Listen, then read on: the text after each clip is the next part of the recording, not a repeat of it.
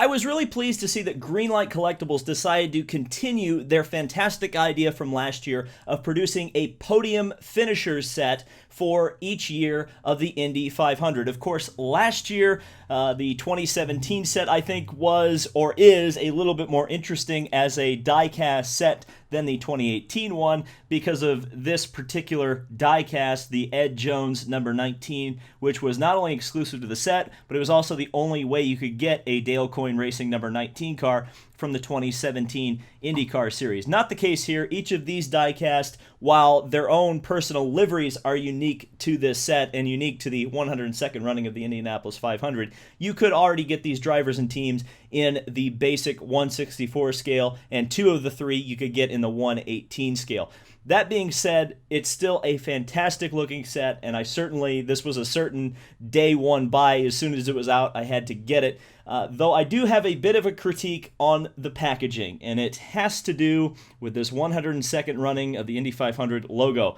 I wouldn't blame you if you thought this was a two-car set based on how this packaging is set up, because look, Scott Dixon's car is virtually completely covered up, and that kind of defeats the purpose of what this packaging is trying to do, which is simulate a bit of a diorama for the cars crossing the start-finish line. And when you look at it from this direction, which is really the best displayable direction for those of you who would want to keep this in the box, you don't get to see Scott Dixon, which is a little bit frustrating. I wish they would have put the 102nd running of the Indy 500 logo up here next to the Indianapolis Motor Speedway logo. Hopefully, somebody from Greenlight sees this and will address that for next year, because I think that would really improve these podium sets. Though you do get extra windows on each side of the box where you can see the cars a little bit better. And obviously you can see them from the top. Not too bad. I said this last year in my review. These sets remind me a ton of the old Micro Machines sets that they did for 1996 and part of 1997. It just reminds me of that a lot, and that was a great childhood memory of mine. You get some stats on the back for each of the drivers. Of course, Will Power, the winner. Ed Carpenter, the second place man, and the driver who qualified on the pole position and even led the most laps in the 500. And then Scott Dixon, who remained in third place. In fact, had no laps led, which was fairly interesting considering he had an alternate fuel strategy that had him running in front of these two drivers for a large portion of the last 50 laps. But regardless, yeah, it's also interesting to see that each of the top three only did 5 pit stops. So clearly there was one strategy that was better than all of the rest of them for this year's Indianapolis 500. So let's get this thing out of its box. Take a look at it, take a look at the cars, and compare them to the basic releases of each diecast to see what you're getting special in this set. And oh, by the way, if you wanted to see what it looked like without the logo in the way of Scott Dixon, here it is. So I'm hoping that Greenlight will somehow figure it out for the next year how to get this look into the mint in package presentation of this set. Because look how good this looks. That looks absolutely fantastic. The only problem is it doesn't have a cover on top, so you're going to get some dust in here unless you have this in a display case. So appropriately, we are going to start off this Indy 500 review with the Indy 500 winner, Will Power. And of course, I think this is like the 17th win for Team Penske at the Indianapolis 500. I could be off by 1 year. It could be the 16th, so don't get me too much hate if I got that wrong.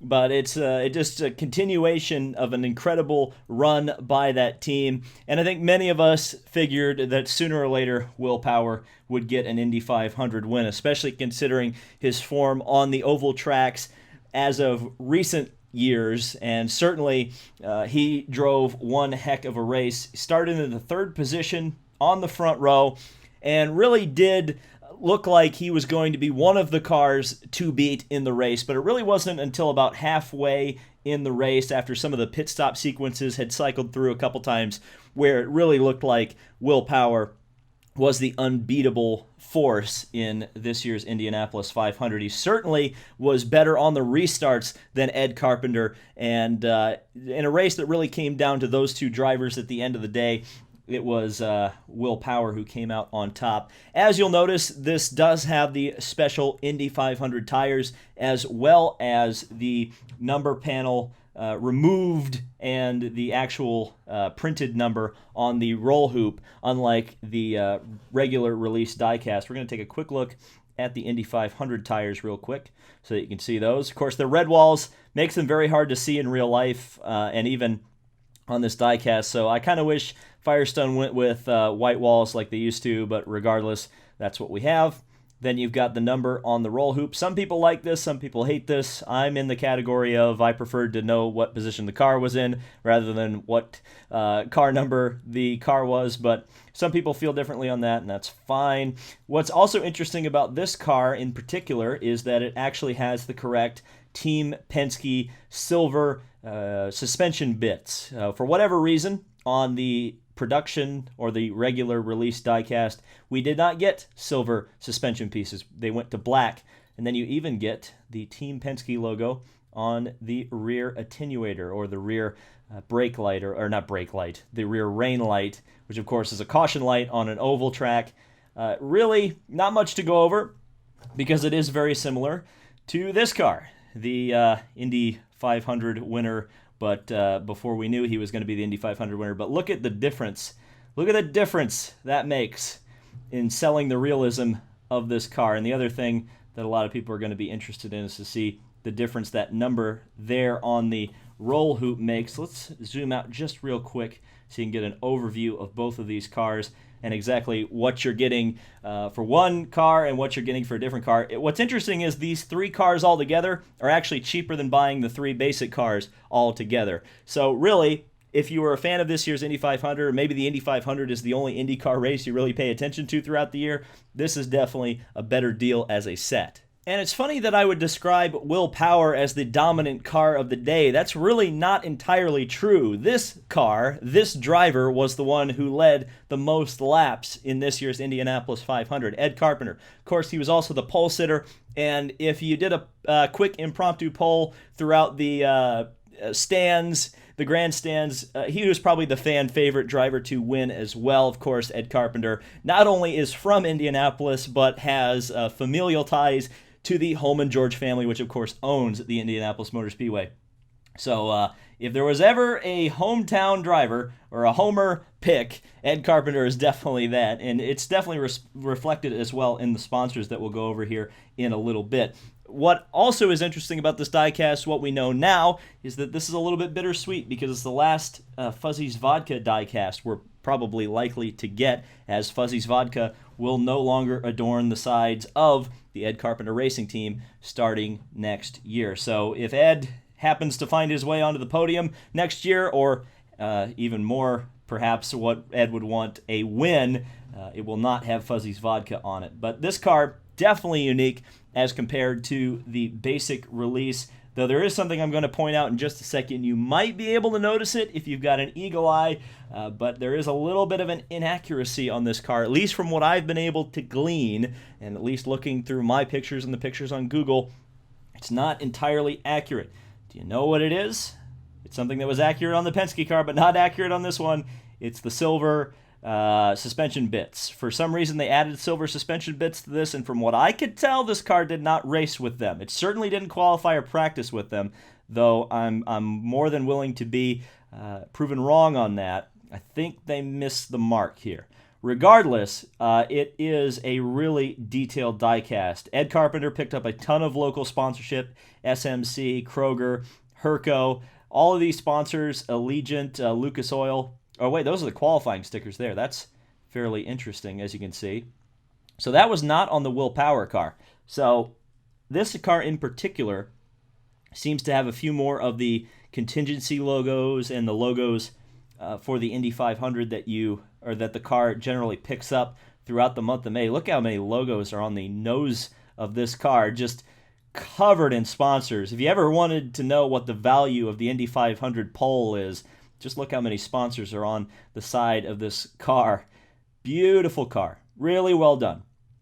And it just looks fantastic. It looked fantastic out front.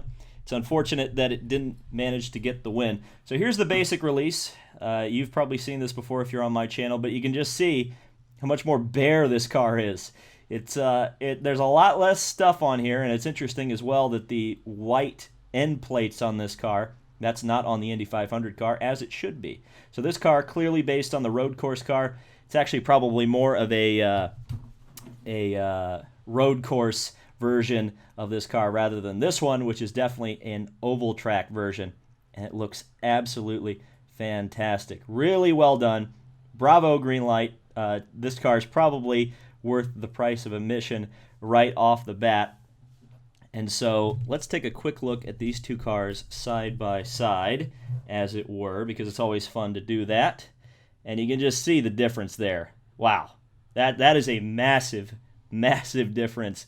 And yeah, this one really big. 2 thumbs up from David. But if you know me and you know my preferences for diecast, you'll know that this was probably the most anticipated diecast in the set for me. This is Scott Dixon's number 9 PNC Bank car. And you may say, David, that car's already been released. Well, yes, but the car that they released was not nearly up to my particular standards of accuracy. I didn't feel it was quite right for a variety of reasons, and virtually all of those reasons have been corrected in this particular release. The obvious one is the fact that this car comes with the correct chrome rims. The original release did not have chrome rims. It bothered the absolute heck out of me, and I'm very happy to say that it's been corrected in this release. Another detail that's quite good is the fact that this car now comes with the correct blue rear wing, or the all-blue rear wing. The original release, as you'll see in just a second, had a white rear wing, which was based on the oval track car, or the oval-specific version of this car, or the road course-specific version of this car. The oval version had the blue rear wing. A bit of a problem I have here, and I'm not sure it'll come across on the camera, is the blue on this car. I don't think it's quite right. It seems a bit too dark. I don't know if it's, again, I don't know if it'll come across on the camera, but looking at it in person, it seems like they darkened the blue, and really the blue is quite bright on Scott Dixon's PNC Bank car. The orange seems right about the correct color, so I'm not going to complain too much on that, but it does seem like the blue is a little bit too dark. Regardless, let's take a look at some of the Indy 500 specific details, like the correct rims and the number on the roll hoop. Also, on this particular car, as well as the Ed Carpenter car, you have the Indy 500 qualifying logo. So it's weird that I guess Penske just didn't approve having those particular logos on the car, which is a little bit disappointing because it hurts the accuracy of the Will Power car. But it's good to see the Ganassi and Ed Carpenter cars having the correct logos adorned to them.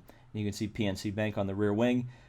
Yeah, this is definitely one that I'm very happy to have in the collection, because it's nice to have a correct Dixon car in the collection. And just for comparison's sake, we'll put that one in the background for now and take a look at what we used to have here. And you can see it's a big difference. It's a big difference. There's a lot of things that aren't quite right with this car. It's close. It's close, but it's not the same. And let's put them side by side just so you can see what a difference a little bit of extra detail can make in a die-cast car. Yeah, that's a big difference.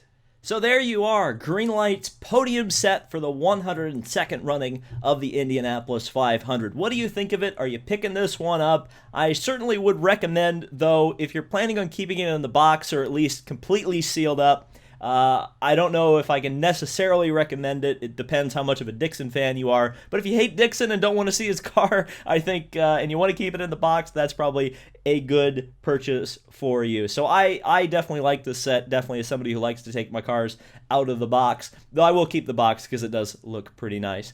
So thank you guys so much for watching. Be sure to subscribe for more IndyCar content, Indy 500 content, and motorsports content. And we'll see you in the next video.